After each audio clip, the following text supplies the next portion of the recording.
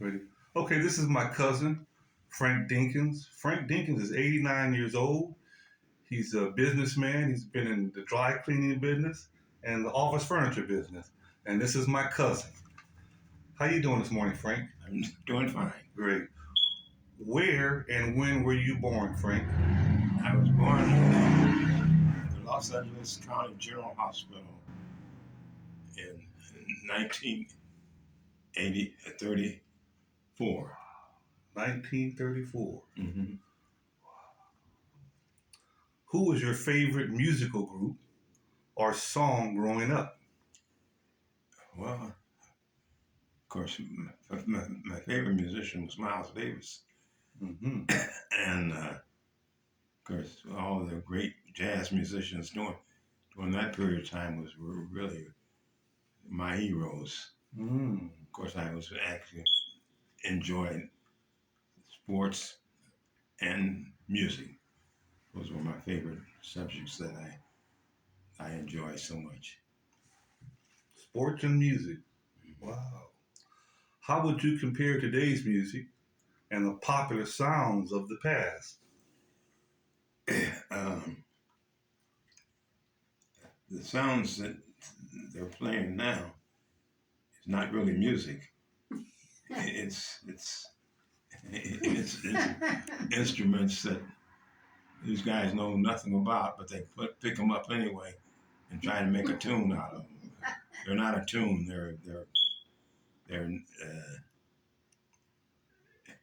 They're just not credible. That's what I see about the kind of music they're playing today. Uh, there are some that I can enjoy. I do like Bob Marley, and he's one of the. Of course, I like blues and jazz. Blues and jazz is really the music that I like. Blues and jazz is from America, right? Yes, Yeah, of course. blues and jazz is originally right here in That's America. right. Okay. In your opinion, what was the most important historical period or event you've lived through? And describe that for us, Frank. Well, when you think about the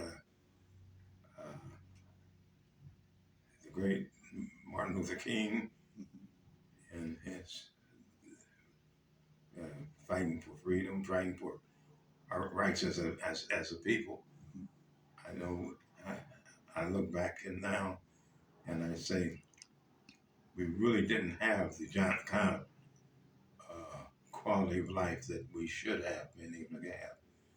So hopefully in the coming years we'll see a better day, but it's still not here yet. Will become. Hopefully it will come before I leave here this earth. And what do you think a better day would be for us, Frank? Um, well, white America is trying, but I say that they're not really trying. They're not doing as much as they could do to make this place a greater place to live in. But I guess when you think about Los Angeles, you think about this place as being one of the best places to live for any black man. Yes. Uh, and our successes have been great, and but it's still not there yet. Frank, what period of your life has been the best so far, and why? Well, when I was in the service station business, which is something that I didn't add into that. Wow, I want to hear that service station business. But I was in the service station business first, and that was a great period of time for me. And then from the service station, I went into the dry cleaning business, and I guess the dry cleaning business was really the most adventuresome and enjoyable period in my life because I had a lot of employees and I enjoyed the idea that I could staff and employ people Wow. from the community, which was very rewarding, I thought, for myself to be able to show that I could put people to work. Because my father, he was an entrepreneur himself, and he hired a lot of people, and I just like that to continue to go on and on, because I think that's our duty as a people, that we could put people to work and have great opportunity to show other young people and other people how life is supposed to be and how we're supposed to generate uh, growth and abundance in our lives. That's interesting, Frank. So, Frank, gas stations, cleaners, and then office furniture. Where was the gas station? Laundromats. And laundromats. So where was the service stations at? Well, my service station was in Lemert and Sutro. Lemert Park. Okay. Right on the corner of Lemert and Sutro. I had that for 8 years.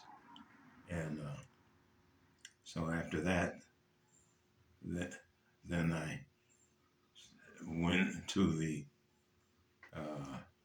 work for, and with a milk route. I did do a milk route. I did used to have work for Hostess Cake. Sold cake off of the Hostess Cake truck.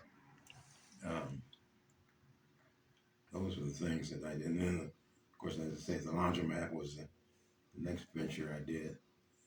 And I spent several years in that. But that's when I decided I wanted to do the dry cleaning business, because the dry cleaning and laundromat business kind of went kind of hand in hand. And so that was when I developed a growth in the dry cleaning, and where I hired a lot of employees. And matter of fact, I actually had some total of 10 different dry cleaning locations. Wow. And they were, most of them were very successful. But that was our biggest location, was there at Fifth Avenue in Manchester. In Inglewood, Fifth Avenue in Manchester. Manchester. And by the way, your brother lived down on Fifth Avenue. Yeah, Paul, right. Yeah. He lived down on Fifth Avenue. Yeah. And I had a service station, dry cleaners, right there on the corner of Fifth Avenue, Manchester. Fifth Avenue, Manchester. Mm-hmm. Okay. That's awesome, Frank. Yeah. What is the one thing on your bucket list? I think I've done everything in life I could do. Right on. I like to be able to gain more success in maybe real estate or something like that, but I didn't. I guess that would be something on my bucket list that I would have liked to have been able to accomplish and enjoy. Frank, when you say real estate, you mean like apartments, houses? Apartments, houses, okay. Units. I've owned quite a few pieces of property over time, but I didn't make them materialize like I should have. Mm-hmm. That's the only thing I would say that I regret. Okay. Have you experienced any negative attitudes or discrimination because of your race? And could you describe that for us, please? Well, a lot of them, different times in my life, when I was trying to be successful in this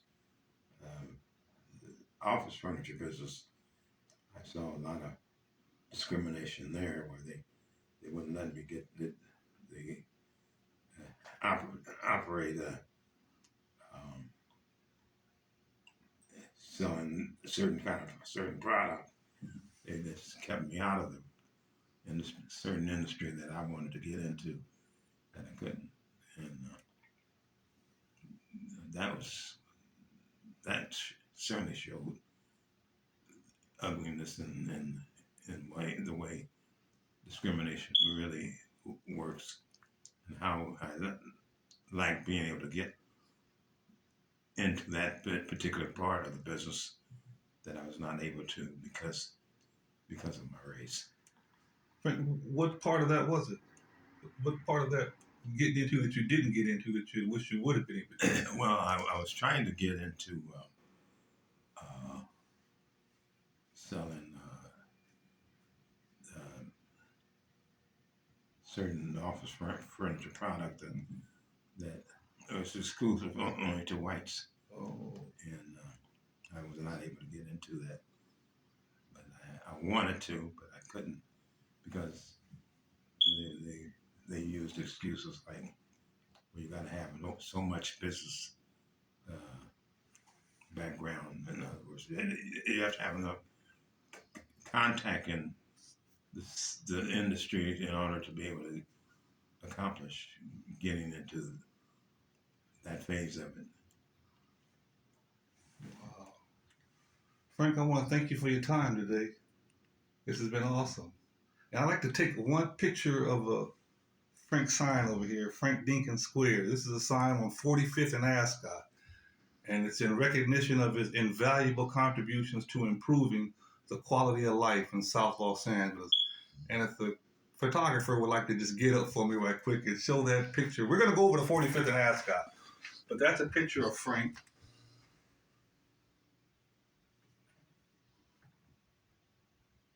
Thanks, Frank.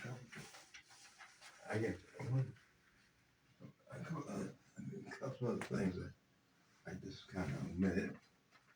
That was